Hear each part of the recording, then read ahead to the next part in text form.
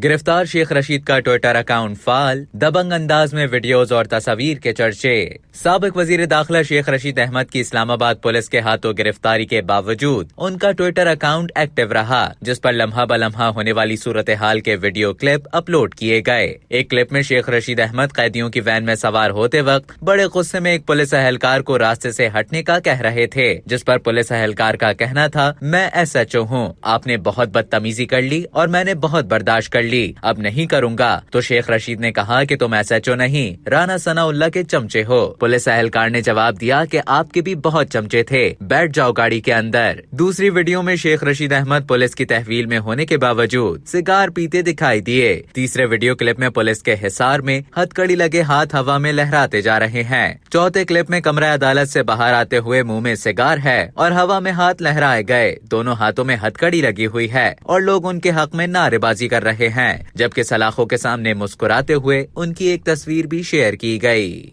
अब तक के लिए इतना ही। मजीद खबरों और न्यूज अपडेट्स के लिए डेली जंग के YouTube चैनल को सब्सक्राइब करें और Facebook के पेज को लाइक करना ना भूलें।